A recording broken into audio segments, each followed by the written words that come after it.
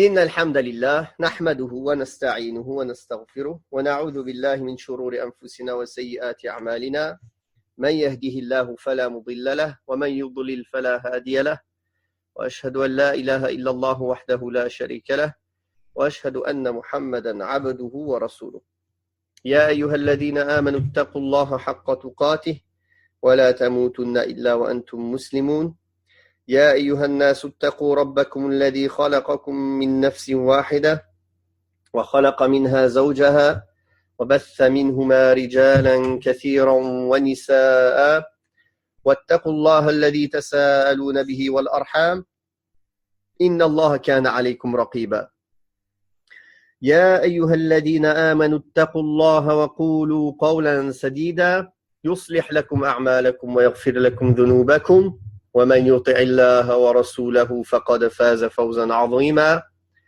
أما بعد فإن أصدق الحديث كتاب الله وخير الهدي هدي محمد صلى الله عليه وسلم وشر الأمور محدثاتها وكل محدثة بدعة وكل بدعة ضلالة وكل ضلالة في النار.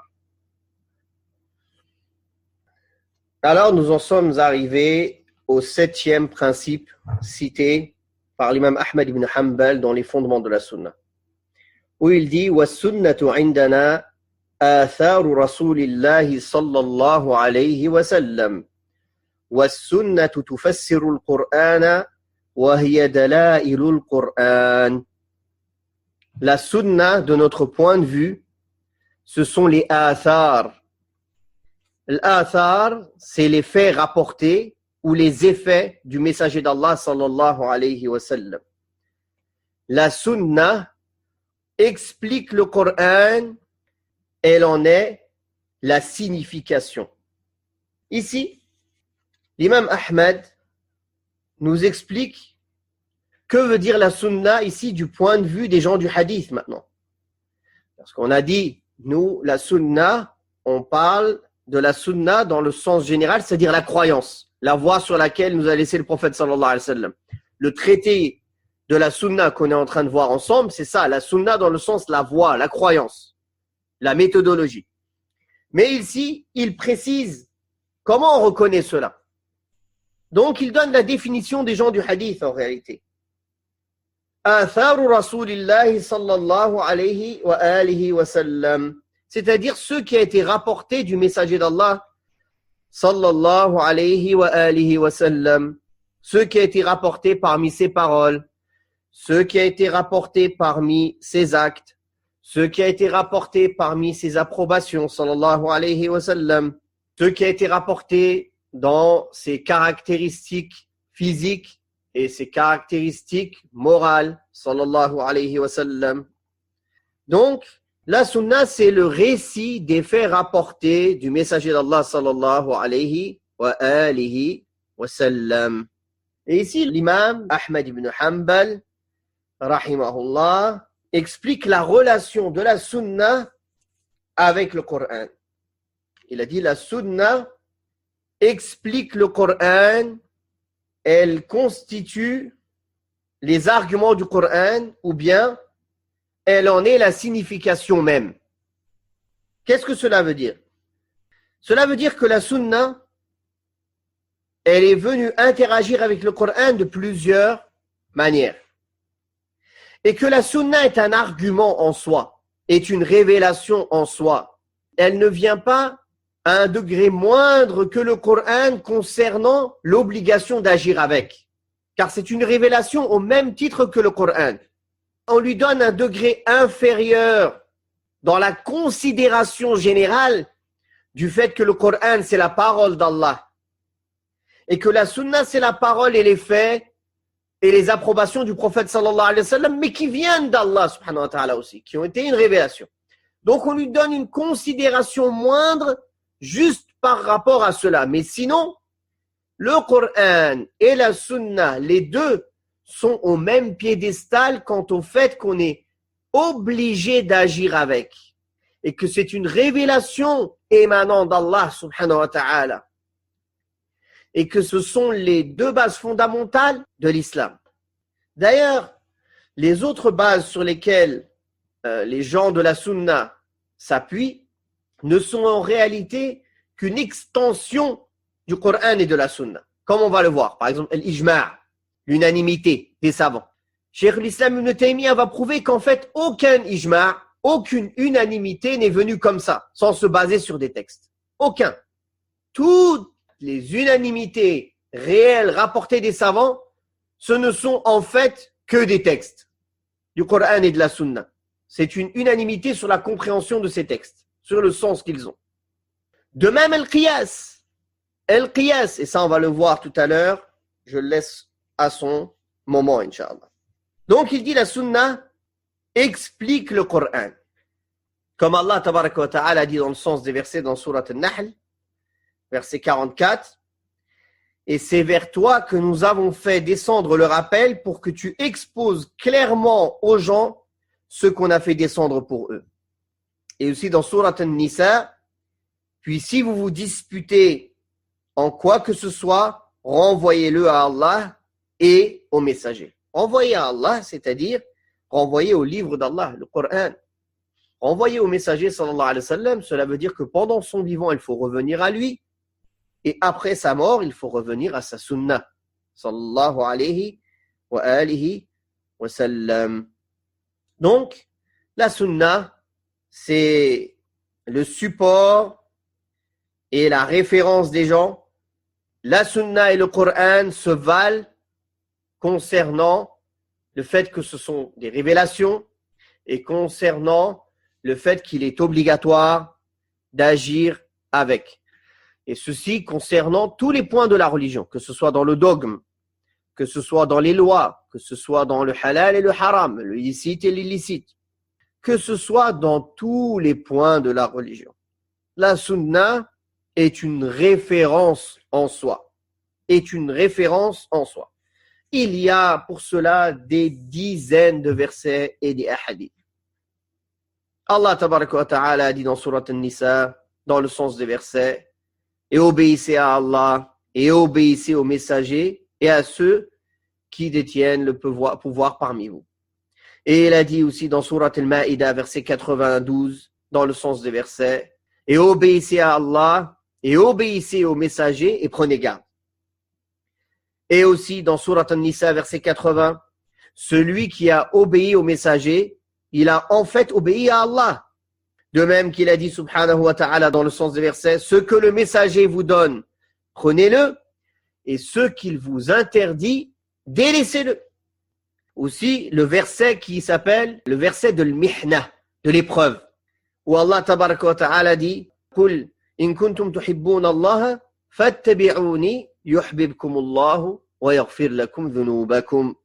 Dis au Muhammad, si vous aimez vraiment Allah, alors suivez-moi. Allah vous aimera et il vous pardonnera vos péchés. De même, la parole d'Allah tabaraka wa ta'ala, وَمَا يَنْطِقُ عَنِ الْهَوَى إِنْ هُوَ إِلَّا وَحْيٌ يُوحَى. Il ne parle pas sous l'effet de la passion, mais ce n'est qu'une révélation qui lui a été révélée. Aussi, Allah ta'ala met en garde, فَلْيَحْذَرِ الَّذِينَ يُخَالِفُونَ عَنْ أَمْرِهِ أَنْ تُصِيبَهُمْ فِتْنَةٌ أَوْ يُصِيبَهُمْ عَذَابٌ أَلِيمٌ. Que prennent bien garde ceux qui contreviennent à son ordre, qu'ils ne soient touchés par une tentation ou par un châtiment douloureux. L'imam Ahmed a dit, qu'est-ce que c'est cette tentation? C'est le shirk. Car celui qui rejette une sunna du prophète sallallahu alayhi wa sallam, un de ses ordres, cela peut le pousser plus loin, jusqu'à rejeter ce avec quoi il est venu et entrer dans la mécréance. Allah salamata wa l'afiyah.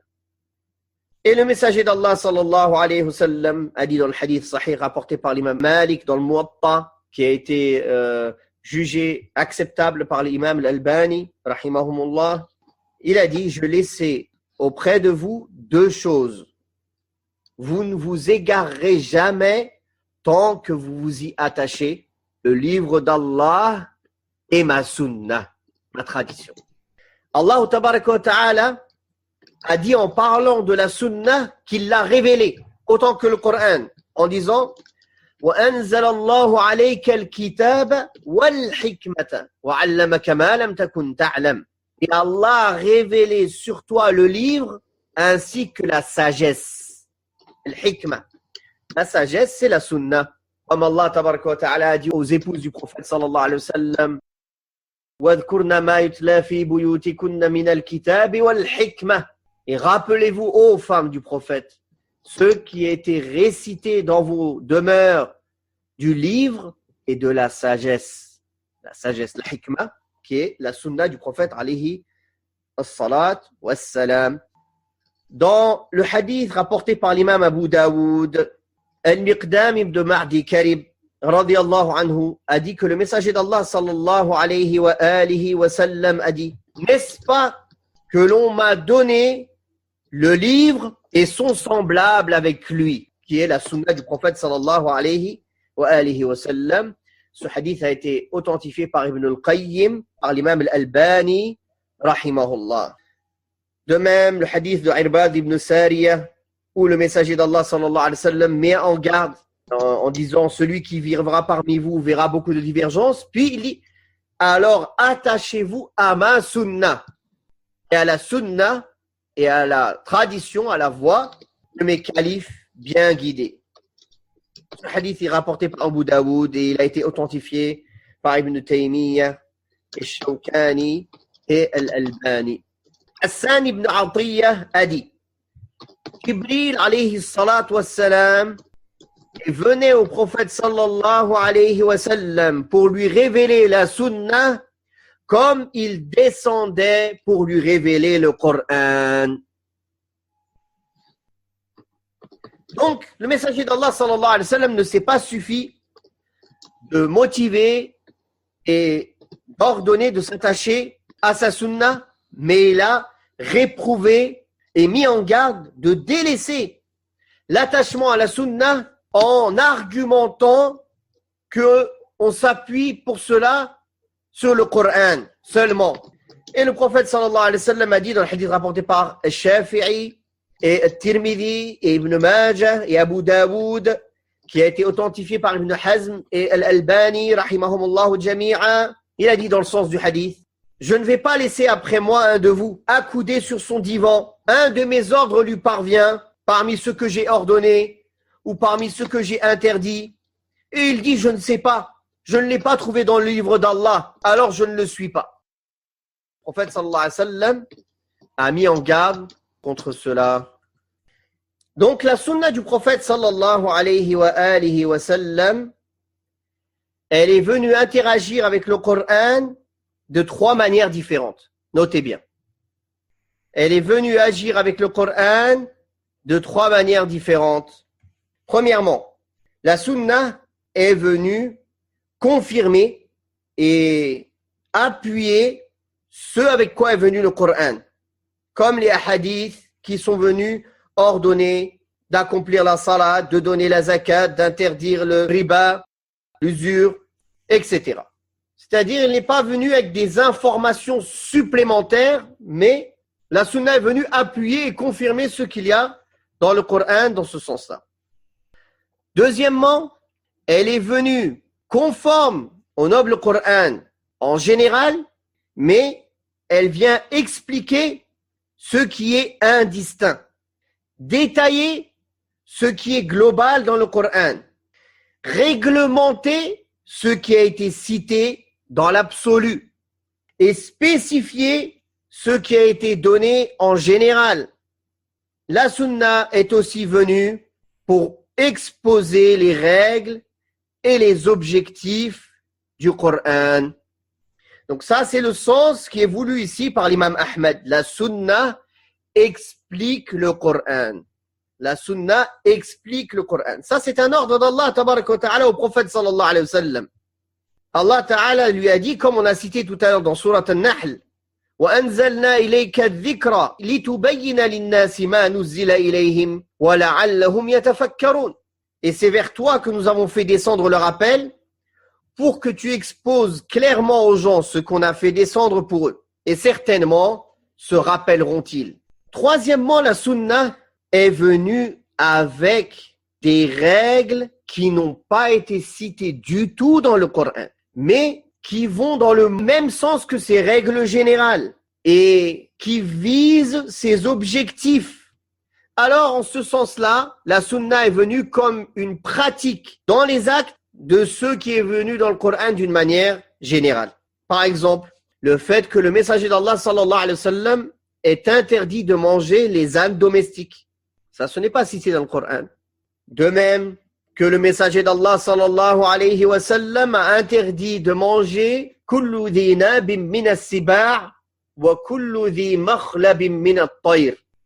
Tous les animaux féroces qui chassent avec leurs canines et tous les oiseaux carnassiers qui chassent avec leurs griffes. Ça, ce n'est pas dans le Coran.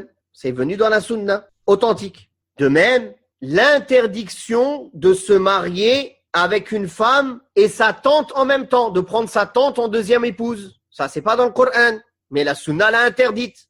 Il a interdit qu'on prenne la tante maternelle ou paternelle en deuxième épouse en même temps que la femme. Comme il est interdit de se marier avec la femme et sa sœur en même temps. Bien qu'il est autorisé de se marier après avoir divorcé. Par exemple, quelqu'un est marié avec une femme, il la divorce, puis il se marie avec sa sœur, permis. Ou il se marie avec sa tante, maternelle ou paternelle, c'est permis. Mais les avoir en même temps, c'est interdit. L'islam a interdit cela, car cela pousse à quoi? Cela pousse aux ruptures des liens de parenté. Deux sœurs qui sont en même temps l'épouse d'un homme, qu'est-ce qui va se passer entre elles? Ça va pousser à ce qu'elles rompent les liens de parenté entre elles. Pareil, une tante et sa nièce. Donc l'islam a interdit cela. Et ceci a été rapporté dans la sunna du prophète alayhi salatu wassalam. L'interdiction de se marier avec une femme et sa tante en même temps. Cela n'a pas été rapporté dans le Coran.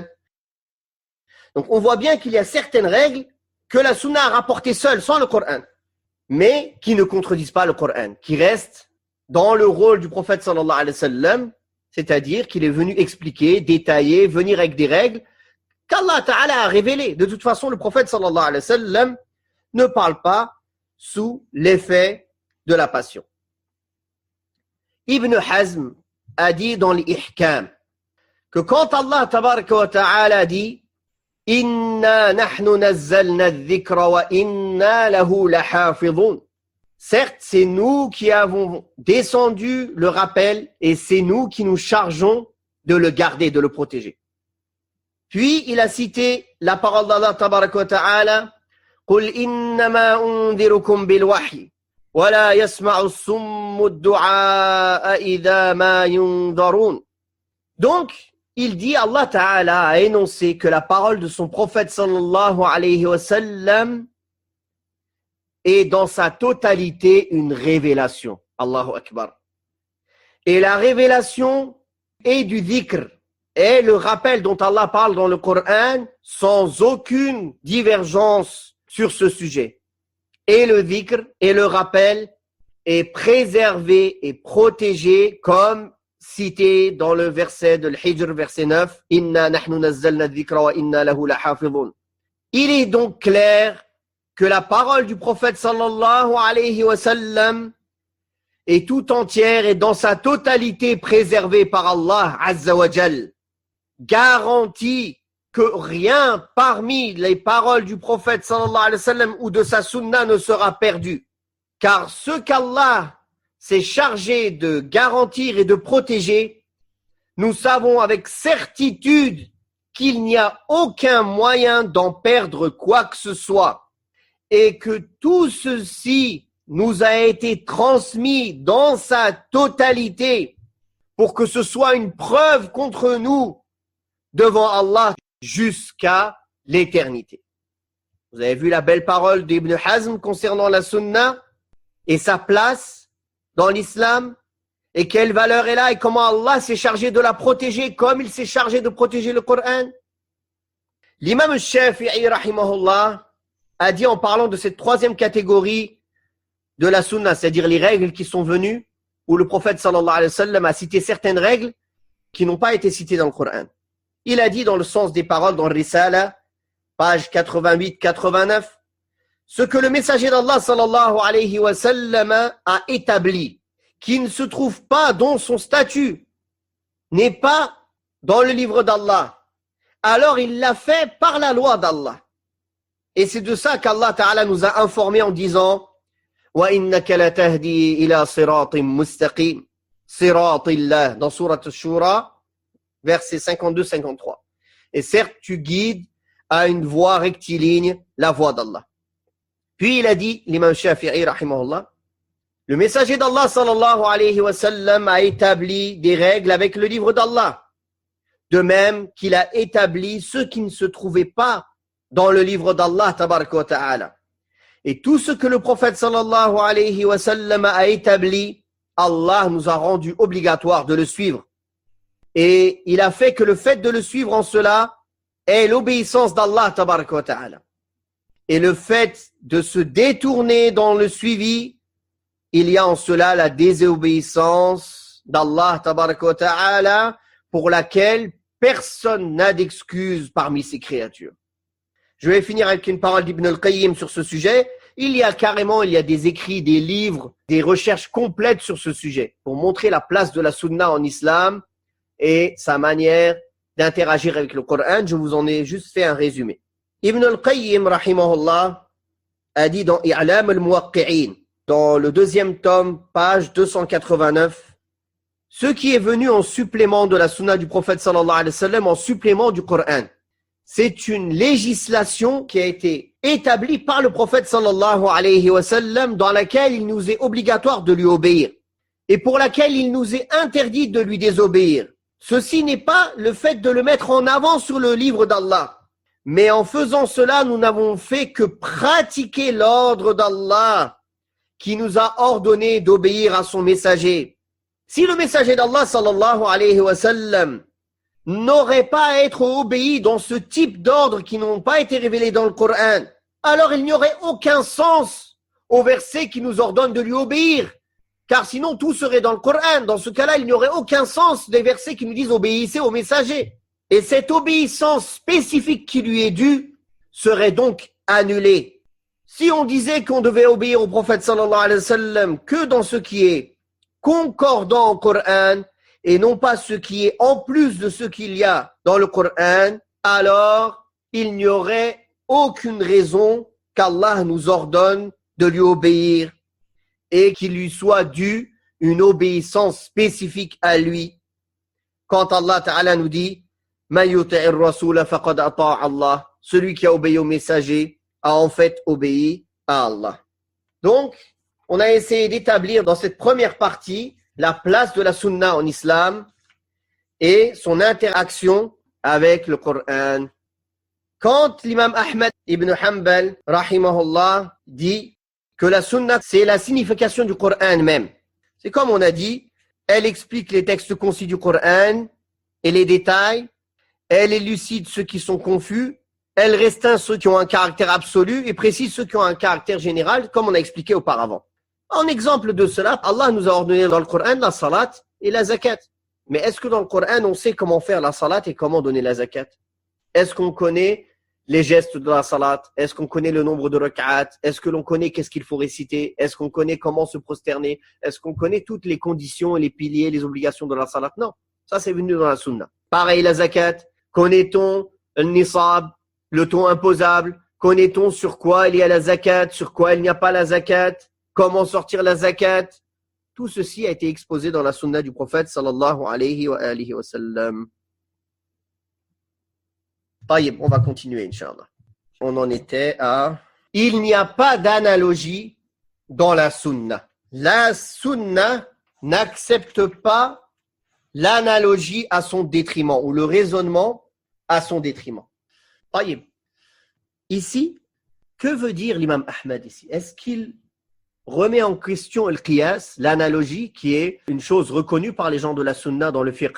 Non, il ne remet pas en question l'analogie. En fait, ici, quand il dit la sunna, il revient à la définition de la sunna de base, qui est quoi? La croyance, la voie, la méthodologie. Donc, on dira que effectivement, dans les points de la croyance, dans les points où il s'agit de se plier à ce qui a été rapporté du prophète sallallahu alayhi wa sallam, il n'y a pas d'analogie. Et on ne lui oppose pas des exemples, comme il a dit dans le point d'après.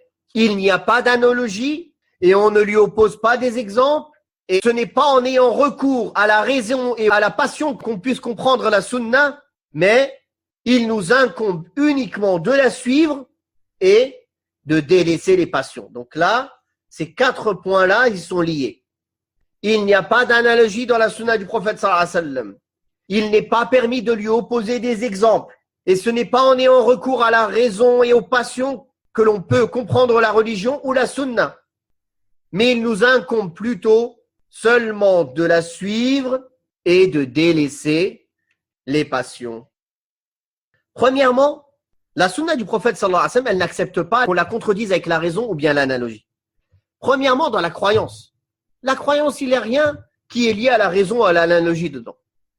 Allah subhanahu wa ta'ala s'est établi sur son trône. Allah a un visage. Allah nous informe de certaines choses du paradis et de l'enfer. Le prophète sallallahu alayhi wa sallam nous informe certaines choses du paradis et de l'enfer, certaines choses de l'invisible, certaines choses de l'inconnaissable.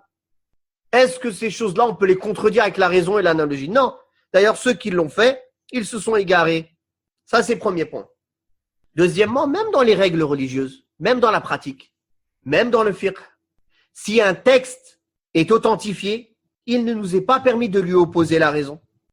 Il ne nous est pas permis de délaisser le texte et d'avoir recours au qiyas, à l'analogie. D'ailleurs, l'analogie ne vient qu'en 4e position dans les preuves. Comme on sait, dans les preuves sur lesquelles les gens de la sunna s'accordent, c'est premièrement le Coran, deuxièmement la sunna authentique, troisièmement l'unanimité et quatrièmement l'analogie correcte. C'est bien de mettre en parenthèse l'unanimité reconnue et l'analogie correcte. Parce que l'unanimité, tout le monde peut dire unanimité. Il y a unanimité, il y a unanimité. Tout le monde crie, il y a unanimité. Mais quelle est la preuve de cette unanimité, barakallahu fik? Il ne suffit pas de crier, il y a unanimité. Qui a rapporté cette unanimité? Est-ce que c'est un imam qui maîtrise les paroles de tous les imams, qui connaît les divergences? Parce que si c'est quelqu'un qui connaît que les paroles des gens de son pays, son unanimité, elle n'a aucune valeur. Il va dire, il y a un accord entre les gens de mon quartier. Il y a un accord entre les gens de ma contrée. Ça, c'est pas une unanimité. L'unanimité, c'est l'accord entre tous les savants mujtahidines de la Ummah, qu'ils habitent en Asie ou en Afrique ou en Europe ou en Arabie ou n'importe où. Et on considère en cela les savants sur la sunna. On ne considère pas les gens de la bid'a, les gens des passions, les gens de l'innovation. Ils ne rentrent pas dans cette définition. Donc, quand on dit il y a unanimité de la communauté, on veut dire par là des savants. C'est-à-dire quand les savants sont d'accord, la communauté sont suiveurs des savants. Et quand on dit les savants, on considère les savants de la sunna, non pas les savants de la bid'a. Et deuxièmement, avant tout, on considère que c'est un savant. C'est-à-dire il a atteint le degré de l'ijtihad. C'est un vrai savant. C'est pas aujourd'hui savant. Savant aujourd'hui, c'est une parole qu'on donne à tout le monde. Savant, savant, savant. Tout le monde est savant. Dès que quelqu'un parle arabe, il est dans le monde arabophone, il donne des cours, c'est un savant. Alors que beaucoup d'entre eux n'atteignent même pas le degré de certains étudiants dans des pays non arabes. Non, c'est un arabe dans un pays arabophone, c'est un savant. Tel savant a dit, tel savant a fait la fatwa. Il n'a aucune valeur dans le monde de la science, ni les ulama ne le reconnaissent, ni rien. Mais les gens de France ont décidé que c'était un savant. Donc c'est un savant. Comme a dit l'imam al-Albani, rahimahullah, il a dit les savants, à cette époque, ils se comptent sur les doigts d'une main. Sur les doigts d'une main. À son époque à lui, à l'époque où il y avait Ibn Baz, où il y avait les grands savants de la Oumma dont on parle jusqu'à aujourd'hui. Et nous, on est là, savant un tel, tout le monde est savant. Toute personne qui a lu 4 livres et qui est arabophone, il est savant. Allahu Akbar. C'est pour ça qu'on est perdu. C'est pour ça que n'importe qui nous endort, il fait des fatwas. Et toute personne à qui on a donné une valeur sur Internet, ça y est, hop, pendant 2, 3 ans, 4 ans, tout le monde parle de lui. C'est devenu le plus grand savant du monde. Hop, du jour au lendemain, il est oublié, plus personne ne le connaît. C'est arrivé beaucoup, ceux qui ont suivi la da'wa depuis les 20 dernières années, on en a vu plein passer comme ça. Pendant 5 ans, ils étaient à la mode, après c'est fini, ils n'existaient plus. Donc, les savants, ils sont reconnus parmi leurs pères. Pères, les pères, c'est pas les papas. C'est comme dans le monde scientifique de Dunya. Qui reconnaît les grands professeurs? C'est les grands professeurs. Les grands professeurs d'une matière, par exemple en médecine, ils disent tel le grand professeur de l'académie de médecine, de je ne sais quoi, par exemple. Est-ce que c'est les gens sur Internet ou les gens du commun qui désignent qui est le meilleur médecin? Donc ça, c'est une chose sur laquelle il faut faire très attention. Et c'est ce qui égare beaucoup de gens, qui prennent des mauvaises références, qui peuvent être des gens de la sunna, alhamdulillah, mais qui n'ont pas ce degré de science que les gens leur attribuent, qui n'ont pas cette place que les gens leur donnent. Ceux qui ont le plus de suiveurs, ceux que le plus de Français ont désigné que c'était quelqu'un de science, c'est un savant. Sur quel principe, sur quelle connaissance, sur quel fondement? Allahu a'lam, sur l'ignorance et les passions, rien d'autre. Parce que mon copain, il l'a retweeté, parce que l'autre, il l'a traduit, parce que l'autre, il en a fait une vidéo, alors c'est un savant. Qui a dit que c'était un savant? Quel savant reconnu dans l'islam comme étant une référence l'a désigné comme un savant? Barakallahu fikum. Donc, c'est pour ça ici, l'imam Ahmad a dit la sunna n'accepte pas le raisonnement à son détriment. C'est-à-dire que même l'unanimité des savants et même le qiyas, en vérité, c'est basé sur des textes et sur la sunna. Et l'unanimité, juste, elle est toujours basée sur des textes. Comme Cheikh l'Islam ibn Taymiyyah, quand il a fait une recherche détaillée, il s'est rendu compte que tout ce sur quoi il y a eu unanimité réelle des savants, une vraie unanimité reconnue, alors il s'est rendu compte que ça se basait toujours sur des textes. Peut-être qu'il les avait ignorés à ce moment-là, ou peut-être ils se sont basés dessus et ils ne l'ont pas cité, ou ils l'ont cité et il y a eu unanimité dessus parce que du fait que le texte est là. De même que le qiyas, l'analogie, juste. L'analogie, on y a recours, comme les savants disent, que comme quand on a recours à la bête morte ou au porc, c'est-à-dire en cas de nécessité. Quand la personne, elle n'a plus que ça à manger, elle mange. Quand la personne n'a plus que ça à manger, elle mange. La bête morte ou le porc. Mais est-ce que quand il a le halal, il lui est permis d'aller manger la bête morte ou le porc? Non. De même, el qiyas. El qiyas, ça vient en dernière position quand il n'y a ni verset, ni hadith, ni unanimité claire. Alors, on a affaire au qiyas, à l'analogie correcte. Et cette analogie, elle a des règles. Elle a des règles pour être acceptable. Ce n'est pas comme ça, une analogie comme ça sur les passions. Parce qu'il y a l'analogie corrompue. C'est l'analogie de Iblis, Shaitan. Qu'est-ce qu'il a dit? Il a dit, Ana khayrun minhu khalaqtani min narin wa khalaqtahu min tin. Il a fait une analogie. Quand Allah il lui a dit de se prosterner devant Adam, il lui a dit non. Je suis meilleur que lui. Tu m'as créé de feu et tu l'as créé de terre. Il a fait une analogie. Mais ceci est une analogie rejetée. Pourquoi? Parce que c'est une analogie qui vient contre les textes. Quand un texte vient, il n'y a plus d'analogie. C'est fini. La raison, elle est utilisée pour comprendre le texte et le mettre en pratique. Et non pas pour le contredire. Et non pas pour le contredire. Barakallahu fikum. Ce point est essentiel. En vérité, on pourrait faire des heures de cours juste sur ce point-là. Et on voit bien, rahimahullah, que l'imam Ahmad a cité les points essentiels sur lesquels on doit se baser, mais chaque point, en vérité, il a besoin d'être détaillé. Chaque point, en vérité, il a besoin d'être détaillé. D'ailleurs, Allah tabaraka wa ta'ala n'a rien omis dans sa religion. Comme il a dit dans Surat Al-An'am, dans le sens des versets, nous n'avons rien omis d'écrire dans le livre. Et comme il a dit dans le sens des versets, aujourd'hui j'ai parachevé pour vous votre religion et accompli mon bienfait et j'agrée l'islam comme religion pour vous. Dans Surat Al-Ma'idah, verset 3. Al-yawma akmaltu lakum dinakum wa atmamtu alaykum ni'mati wa raditu lakum al-islam dina. Le prophète sallallahu alayhi wa sallam, quand il est retourné à son Seigneur, il nous a laissé sur une voie bien claire. Il n'y a pas un détail de la religion sans qu'il l'ait précisé. Il n'y a rien qui l'ait délaissé. Walhamdulillah.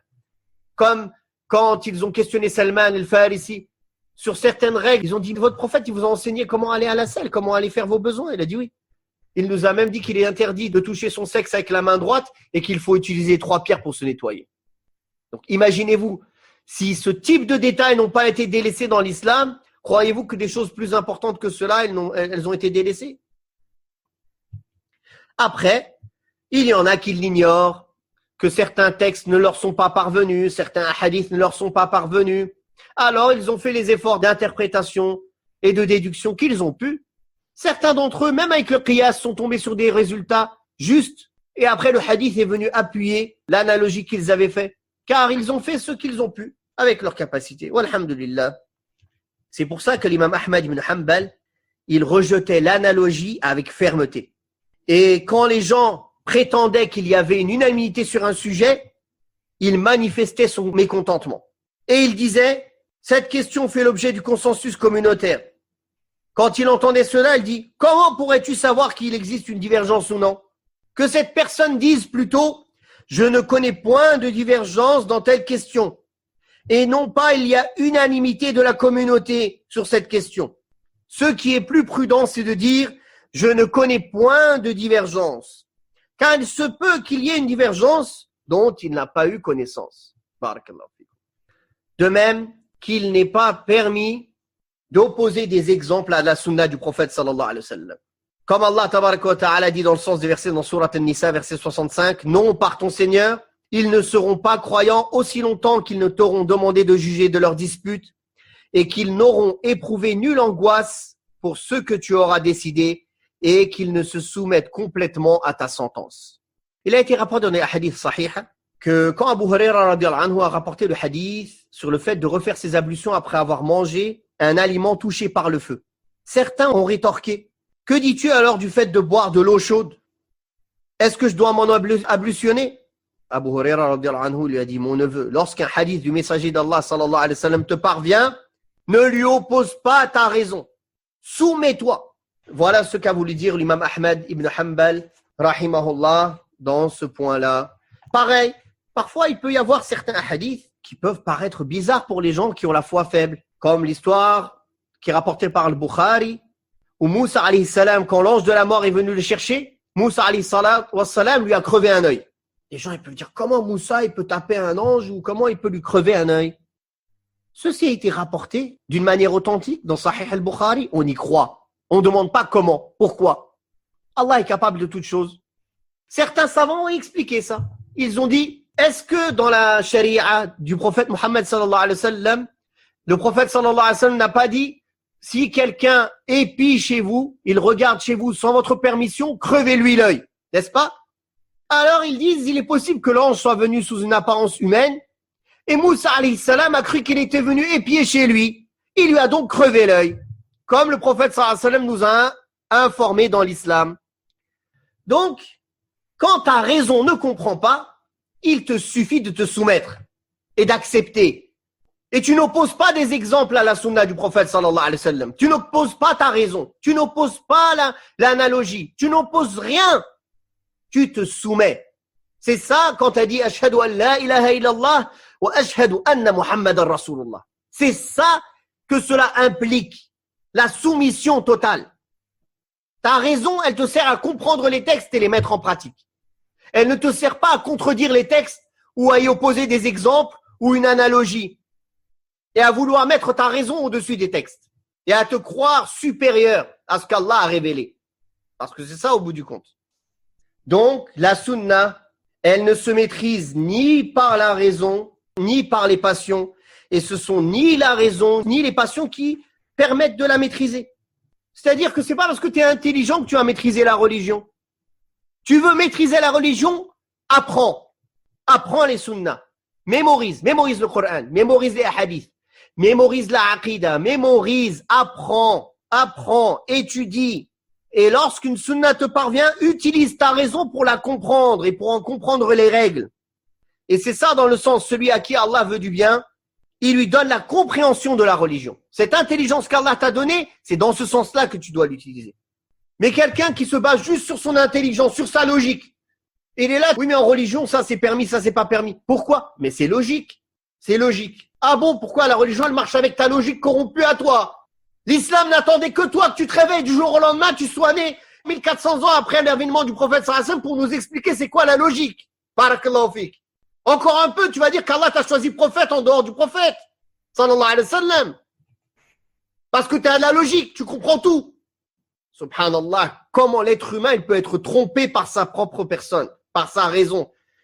Il croit qu'il est intelligent, qu'il peut tout maîtriser, par sa logique, par sa compréhension. Mais tu comprends quoi? Tu comprends même pas ce qui se passe dans ton être à toi, dans ton cerveau, dans ton corps. Ce qui se passe derrière le mur, tu le connais pas. Chez toi, derrière un mur, tu sais pas ce qui se passe. Allahu Akbar. Qu'est-ce que ta logique, elle va maîtriser quoi, ya miskin? Et parler sur Allah et sur la religion sans science, c'est un des plus grands péchés.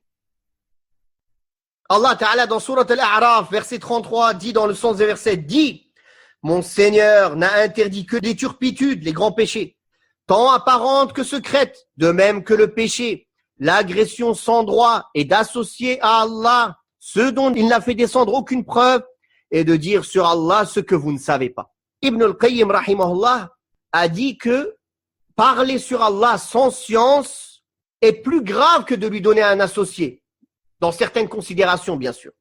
Pourquoi ce péché il a un degré supérieur? Car ce péché-là, il contient et le polythéisme et le mensonge sur Allah en même temps. Car tous ceux qui ont donné des associés à Allah, ils ne l'ont fait qu'à cause de gens qui ont menti sur Allah, qui ont parlé sur Allah sans science. Quand les gens leur ont dit « adore cette statue ou ce saint, il va intercéder auprès d'Allah pour toi ». Donc cette personne, il a parlé sur Allah sans science. Il est la cause du polythéisme. C'est pour ça que parler sur Allah sans science, c'est un degré supérieur, car il est la cause même du polythéisme. C'est pour ça qu'il faut se méfier de parler dans la religion d'Allah avec ses passions.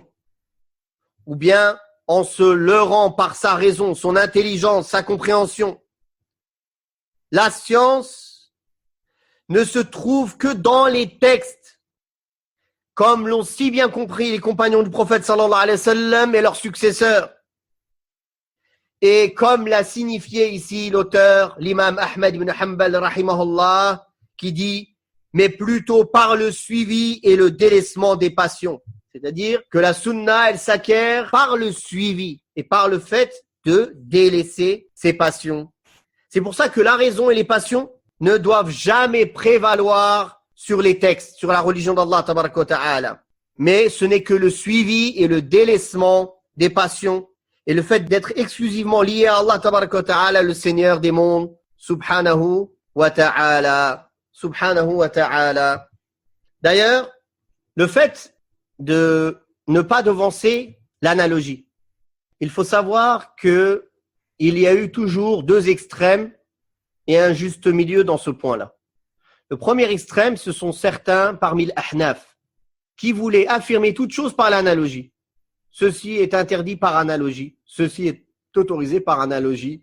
Même les choses claires et nettes du Coran et de la Sunna, par analogie, par analogie, par analogie, jusqu'au point où ils faisaient des analogies qui étaient vraiment contradictoires au livre et à la Sunna. Est venu s'opposer à eux al-Zahiriyya, les littéralistes. Quand on connaît Ibn Hazm al-Zahiri, qui est le plus connu parmi les littéralistes, mais en vérité le fondateur de cette école, c'est Daoud al-Zahiri. Daoud al-Zahiri. Eux, ils sont venus, ils ont dit, le qiyas, ça n'existe pas. Du tout. L'analogie, c'est inexistant en islam. Et ils ont ramené tous les textes du Coran, de la Sunna, ou même des paroles des pieux prédécesseurs qui sont venus critiquer le raisonnement et l'analogie, et ils les ont rendus généraux. Alors que tous ces textes, en vérité, ils sont venus critiquer le raisonnement et l'analogie qui vient contredire le Coran et la Sunna. C'est-à-dire l'analogie interdite, l'analogie fasida, qui n'est pas valable, qui est nulle, alors qu'il y a une partie d'analogie qui est acceptable et qui est reconnue par des preuves du Coran, par la sunna du prophète sallallahu alayhi wa sallam, comme lui-même, le prophète sallallahu alayhi wa sallam, nous a enseigné à faire l'analogie d'une manière correcte. Quand une personne est venue le voir, il lui a dit « Oh messager d'Allah, mon père est mort et il avait des jours de jeûne à rattraper. Est-ce que je les rattrape pour lui ?» Le prophète sallallahu alayhi wa sallam lui a enseigné l'analogie. Et il a enseigné à sa communauté l'analogie. Al-qiyas as-sahih, l'analogie correcte. Il lui a dit, si ton père avait des dettes envers une personne, est-ce que tu lui comblerais ses dettes? À l'autre de répondre, oui au messager d'Allah. Alors le messager d'Allah sallallahu alayhi wa sallam de dire, alors les droits d'Allah sont plus à même d'être donnés. Là, il lui a montré un type d'analogie correcte. Et d'autres versets, d'autres hadiths dans ce sens-là, et les paroles des salafs, et les sahaba qui ont fait l'analogie correcte, etc. Donc, ça, c'est un chapitre à lui-même. Est-ce que l'analogie est un argument acceptable en islam? Et quelles sont ses conditions? Ça, c'est un chapitre qu'on étudie dans Usul al-Fiqh. Puis, il a dit, وَمِنَ السُنَّةِ اللَّازِمَةِ الَّتِي مَنْ تَرَكَ مِنْهَا خَصْلَةً لَمْ يَقْبَلْهَا وَيُؤْمِنْ بِهَا لَمْ يَكُنْ مِنْ أَهْلِهَا الْإِيمَانُ بِالْقَدَرِ خَيْرِهِ وَشَرِّهِ والتصديق بالأحاديث فيه والإيمان بها لا يقال لما ولا كيف إنما هو التصديق والإيمان بها ومن لم يعرف تفسير الحديث ويبلغه عقله فقد كفي ذلك وأحكم له فعليه الإيمان به والتسليم له هذا وعدم تصديق عقولهم له وأنهم يكذبون به مع أنه حديث صحيح ولا يجوز لمسلم أن يكذب بمثل هذا. Donc, il dit dans le sens de ces paroles, et fait partie de la sunna impérativement, celle dont quiconque en délaisse une seule caractéristique, car il l'a refusée et n'y a pas cru, ne fait pas partie de ses partisans. Point. Premièrement, la foi dans le destin, bon et mauvais. Croire en sa véracité, croire en la véracité des hadiths qui sont relatifs à avoir la foi en eux, et ne pas dire pourquoi ni comment. On se contente de les prendre pour vrais et d'avoir foi en eux. Celui qui n'a pas su interpréter le hadith et dont la raison ne l'a pas saisi, celui-là, il lui suffira de prendre ce statut et de s'y plier, car ceci est clair.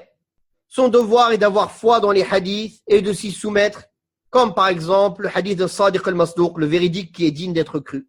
Et comme ceux qui s'en rapprochent à propos du destin, et comme tous les hadiths mentionnant le fait de voir Allah subhanahu wa ta'ala dans l'au-delà, même si cela échappe à leur entendement et même s'ils en éprouvent de la méfiance. Alors, ici, l'imam Ahmad ibn Hanbal dit un point très important. Parmi les sunnas obligatoires et impératives, dont celui qui en délaisse une seule caractéristique, il ne fait pas partie des adeptes de la sunna. Du fait qu'il n'y a pas cru ou qu'il les a refusés, il ne fait pas partie des adeptes et des partisans de la sunna. Ici, on comprend que pour faire partie des gens de la sunna, il ne suffit pas seulement de réunir certains aspects de la sunna. Mais il y a plusieurs aspects obligatoires à réunir. Comme l'imam al-Bahbahari a dit dans Sharh al-Sunnah, on ne dit pas d'une personne que c'est un partisan de la sunna tant qu'il n'a pas réuni toutes les caractéristiques de la sunna en lui. C'est-à-dire toutes les caractéristiques obligatoires qui font de lui un adepte de la sunna, dont certains, s'ils en contredisent ne serait-ce qu'un fondement, il ne fait plus partie des adeptes de la sunna.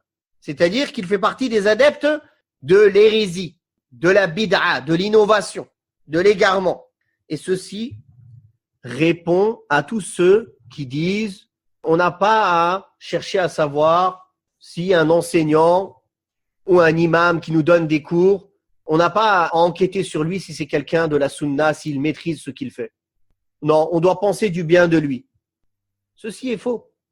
Ceci est faux. Il est vrai qu'on doit avoir une bonne opinion générale de tous les musulmans. On ne fait pas d'enquête sur eux. On rentre dans une mosquée, on prie. On va pas dire c'est qui cet imam, c'est quoi cette croyance, c'est quoi, etc. Non, ça c'est une bid'a de faire ça. C'est pas chaque personne que tu rencontres dans la rue, t'es de quel minhaj, tu suis quelle voie, quelle est ta aqida. Ça c'est interdit en islam d'éprouver les gens, de les tester sans raison valable. Tu gardes une bonne opinion générale des musulmans jusqu'à preuve du contraire. Jusqu'à preuve du contraire. Celui qui te fait apparaître son innovation ou son égarement, tu le juges par rapport à ce qu'il te fait apparaître. Par contre, s'il ne te fait rien apparaître, tu n'as pas à aller fouiller. Sauf dans certains cas. Dans le cas où tu veux commercer avec lui. Dans le cas où il est venu demander la main de ta fille. Dans le cas où tu veux te marier avec une femme. Dans le cas où tu as une relation maintenant privée avec cette personne. Tu veux en faire un ami proche. Et encore plus dans le cas où tu dois apprendre ta religion auprès de lui. Là, dans ce cas-là, il t'est obligatoire de chercher à comprendre. Sans exagération, bien sûr. Dans le sens où s'il y a, alhamdulillah, des preuves que c'est quelqu'un de la sunna et qu'il maîtrise le sujet qu'il enseigne, cela te suffira. Tu n'es pas obligé de connaître toute sa vie en détail. Des domaines de sa vie privée qui ne te sont pas nécessaires. Ça, c'est de la curiosité mal placée. Tu as besoin de chercher sur des points précis. Est-ce qu'il a les compétences d'enseigner ce qu'il enseigne? Et est-ce qu'il est un adepte de la sunna, reconnu comme tel? Si tu as des réponses dans ces deux points-là, cela te sera suffisant. Donc, il ne faut pas avoir d'exagération non plus dans ce domaine. Et alhamdulillah, les gens de la sunna, ils sont au juste milieu. Ni de négligence, ni d'exagération. Les négligents, c'est les mumayyi'in, les gens qui veulent négliger la religion. Alors, la négligence, ça peut aller très loin, ça peut aller jusqu'au kufr. Comme ceux qui disent tout est pareil, on est tous des frères dans la foi. Ça, c'est des kuffars. Celui qui dit que la foi et le kufr, c'est la même chose, c'est un kafir. Celui qui dit que les chrétiens et les juifs sont nos frères et on est tous sur une religion monothéiste, c'est un kafir comme lui. Il est juif et chrétien, il n'est plus musulman, cette personne. Mais parfois, ça peut se passer dans le cercle de l'islam. On est tous pareils, on est tous musulmans. Alors celui-là, il est pareil que les mubtadi'a. Parce qu'en fait, il considère que la bid'a et la sunna, c'est la même chose. On ne doit pas faire attention. Tout est pareil. Le faux et le vrai, c'est pareil. L'égarement et la guidée, c'est pareil. Non. Donc ça, c'est de la négligence. L'autre côté, il y a ceux qui exagèrent. Personne n'est bien. Personne ne peut être correct. On enquête jusqu'au point de la vie privée de chacun.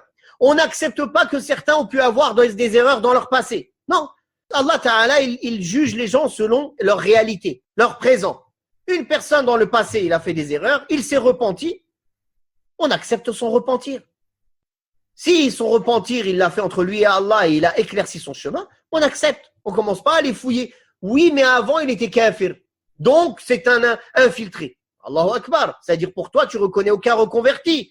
Donc, tu ne reconnais aucun sahaba parce que c'est tous des reconvertis. Ça, c'est l'exagération dans l'autre sens. C'est très dangereux, cette exagération-là.